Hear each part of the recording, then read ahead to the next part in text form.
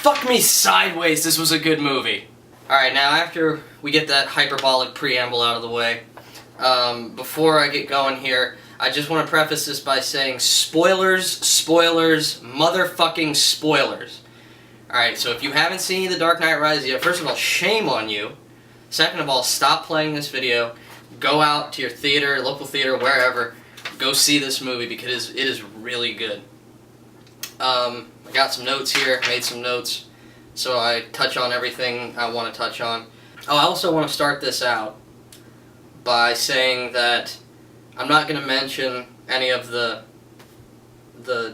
horribleness that took place when the movie was released, because you know about it, you've seen it, it's been on the news, everyone's talked about it, and there's really nothing more that can be said about it.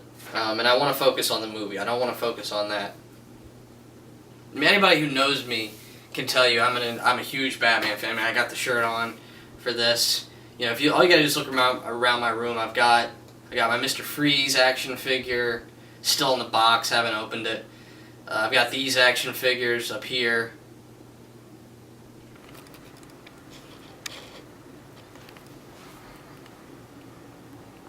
I've also got these action figures.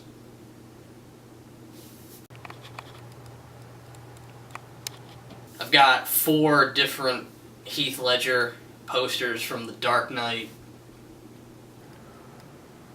I got this poster with Batman and the Joker on it. And I have this poster with Batman and Robin. And I have a crap ton of these graphic novels. So, I mean, I'm a huge Batman fan. But let's get right into it. This is Christopher Nolan's 3rd and final installment of his Batman trilogy, The Dark Knight Rises. Why would you run, Bane? You should be as afraid of him as I am. I won't bury you. I've buried enough members of the Wayne family.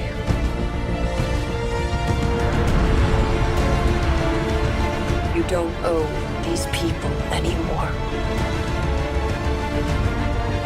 You've given them everything. Not everything. Not yet.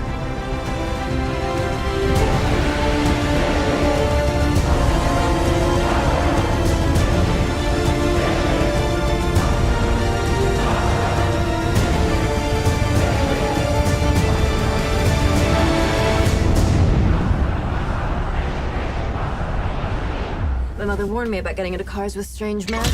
This isn't a car.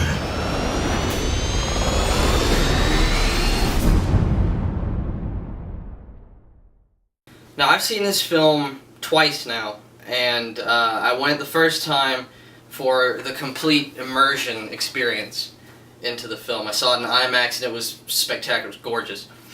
And I went and saw it a second time to kind of catch some things I missed the first time, and really to kind of figure out if it was really as good as I thought it was the first time. And honestly, it was. It was just as good as the first time. It's a spectacular film. The performances in this movie are really, really good, especially Anne Hathaway. Anne Hathaway is brilliant as Catwoman. I think she's the definitive Catwoman for all Catwomans. I mean, we know about Michelle Pfeiffer. Michelle Pfeiffer her Catwoman will probably always have the most iconic look to it. Everybody remembers the costume from Batman Returns. And she gave a good performance. But Anne Hathaway, if you read the comics and you read the graphic novels, Anne Hathaway really, to me, nailed the attitude of Catwoman, because she has the task of, on the surface, she has to, like, not give a shit, but way down deep, she does give a shit. And that's not always easy to do. And she pulls it off. She's pitch perfect as Catwoman. I can't even stress that enough. And Tom Hardy is awesome as Bane. I mean, he's ultimate badass. I mean, he's built, obviously he's Bane, he's built like a brick shithouse. And he's awesome. I love the voice. A lot of people, you know, I never understood, like, a lot of people were saying when the movie was getting ready to come out, they couldn't understand him, I had no problem understanding Bane. There were a few lines that I still haven't figured out, but 95% of everything that Bane said in that film, I understood. And I thought it was awesome. He's kind of got, like, the Darth Vader-y sort of mask, and his voice is kind of similar to that. It's just so menacing because you look at Bane and he's this big hulking dude, so you expect him to have like this sort of growling, I don't know, this sort of really macho, sort of professional wrestler-like voice, and then he doesn't. He has like this kind of posh British accent, which to me just makes it all the more terrifying. And Christian Bale, once again, is great as Batman. I think throughout this whole trilogy, Christian Bale has really kind of solidified himself as Batman for me. I mean, Christian Bale and Kevin Conroy to me are kind of like tied for first place in my mind. I think Christian Bale's done an amazing job as Batman throughout the whole trilogy, and particularly in this movie. I think he does a really, really good job. Some of the other performances, Gary Oldman is back again, of course, as Commissioner Gordon. He's great as always. We have Lucius Fox, played by Morgan Freeman. He's great. And also, forgot to mention, one of the new characters, John Blake, played by Joseph Gordon-Levitt, who, as I'll get to later, has a very, very, very important role in this movie. But he's really great. He's a new cop on the force, and you know, he's kind of like, he's really sort of like almost the emotional center of the movie, really, because he's in the movie a lot. Also, Marion Cotillard, she's in the movie as Miranda Tate, or is she? We'll get to that later. And she does a good job. I think she does a really good job. She's in the earlier parts of the movie, she's kind of like Bruce Wayne's sort of love interest, but she's also, her character is also on the board of Wayne Enterprises, and you know, she's been trying to convince Bruce Wayne to invest in this new type of renewable energy source. And so in the beginning of the movie, she keeps trying to meet with him, but Bruce Wayne he's got a little trepidation about meeting with her because the device that would give this renewable energy source to the planet, in the wrong hands, the same device could be turned into a nuclear bomb. I wonder if that's going to happen. Nah, it couldn't be. Some of the minor characters in the movie, Matthew Modine is in the film as a sort of like a lieutenant cop underneath of Gordon. And I've heard some people say Matthew Modine sucked in the movie. I didn't think he sucked. I just didn't think his character was really that necessary.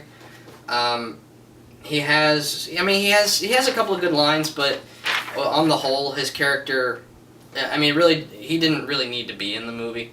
So it's not his fault. I don't think it's his fault.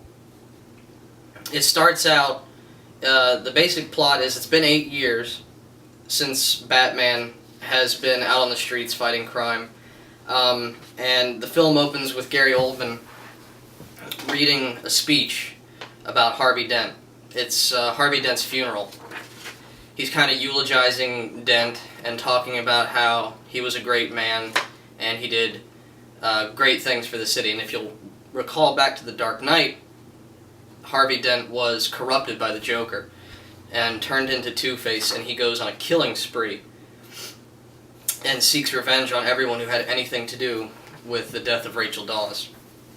So, in The Dark Knight Rises, this idea that Dent was a hero has kept the city essentially crime-free for about 8 years. But, as the movie unfolds, you'll find out that this lie, because it's all predicated upon a lie, because Harvey Dent turned out not to be such a great guy, this lie is going to bring the city down. After that, they cut to the 6-minute prologue that was released initially in IMAX theaters in front of Mission Impossible Ghost Protocol. They released the 6-minute prologue, and it is spectacular. I mean, Christopher Nolan, he really has outdone himself yet again in this movie. The prologue is, in the very beginning of the film, they're in Africa. There's a CIA agent along with some other guys, and they are about to board a plane. And some CIA agents bring this man named Dr. Pavel on board. And when they went to go get Dr. Pavel, they caught several mercenaries trying to kidnap him, and they brought them along as well. And initially, the head CIA agent wants nothing to do with the mercenaries until he finds out that the mercenaries worked for the masked man, Bane. And the CIA agent takes the hostages, the mercenaries, and he basically bluffs by holding them out the door of the plane and threatening to kill them if they don't talk about Bane. By the time he gets to the second mercenary, he's holding him out of the plane, he's threatening to shoot him, and no one's talking. He keeps asking questions, but no one's saying anything. And he gets to the second guy, and he's like, "Tell me about Bane, why does he wear the mask?" And obviously the mercenary says nothing. And the CIA agent, he's like, "That's a lot of loyalty for a hired gun." And then you hear this voice, and this voice is like, "Well, perhaps he's wondering why someone would shoot a man before throwing him out of a plane." And when you hear that voice, you're like, "Oh shit, that's Bane." You know that's Bane. And sure enough, he goes over to the last hostage, and he pulls the hood off of him, and he reveals Bane. They have a dialogue back and forth, the CIA agent and Bane. He looks at Bane, he looks at his mask, and he's like, if I pull that off, will you die? And he's all like, "It would be extremely painful." And the guy's like, "You're a big guy," and Bane goes, "For you." So he asks him, like, who they are and what their plan is. And Bane tells him, he's like, "Dr. Pavel refused our offer in favor of yours. We had to find out what he told you about us." And Dr. Pavel's all like, "I didn't say anything, I didn't tell him nothing," and Bane, like, glares at him and shit. And the guy's like, "Well, congratulations, you got yourself caught. Now what's the next step of your master plan?" And fucking Bane looks at him, he's like, "Crashing this plane." And after he says that, like, they cut away and you see this other bigger plane in the sky following the smaller plane that they're on. This big cargo plane. And they cut back to Bane, and Bane gets up and fucking breaks his handcuffs behind his back, and he's like, "With no survivors!" And he fucking punches the CIA agent, and shit goes down. Guys bust through the windows of the plane. That other plane, the big cargo plane, flies above the smaller plane, and they hook ropes to it, attach cables to it, and these guys come down from the bigger plane and start busting through the windows of the smaller plane, and like they're punching back and forth, and the smaller plane now is flying because the bigger plane is attached to it, and so the plane like kind of just hangs there, the wings blow off and shit, and so like the plane's hanging upside down, and they get Dr. Pavel, and they do like a blood transfusion from Dr. Pavel to this corpse. Bane does this blood transfusion so that like when the plane crashes, Dr. Pavel will be presumed dead. And so they do that, and they hook ropes to each other to like get out of the plane. And this one guy is about to attach a rope to himself, and Bane like puts his hand on the guy's shoulder. He's like, "No! They expect one of us in the wreckage, brother." And the guy's all like, "Oh." He's like, "Have we started the fire?" And Bane goes, "Yes, the fire rises." And he grabs Dr. Pavel, and they get ready to go up, and Dr. Pavel is like, hyperventilating. And Bane's holding on to him. He's like, "Calm down, Doctor. Now's not the time for fear. That comes later."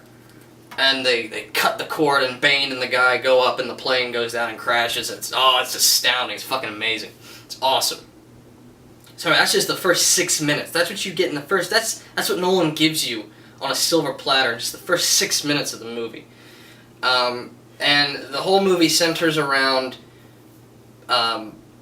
Bane coming to Gotham City to essentially, you learn through the rest of the movie that Bane is there to finish the work that Ra's al Ghul started in Batman Begins. If you remember back to Batman Begins, Ra's al Ghul's plan was to destroy Gotham City. And Batman stopped him in the end of Batman Begins. The Dark Knight, the Joker comes along to kind of do the same thing, but he's kind of defeated. And then in The Dark Knight Rises, now you have Bane coming to finish Ra's al Ghul's work.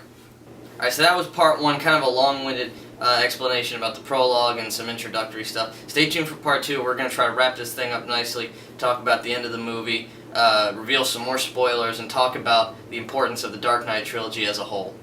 Thanks for watching.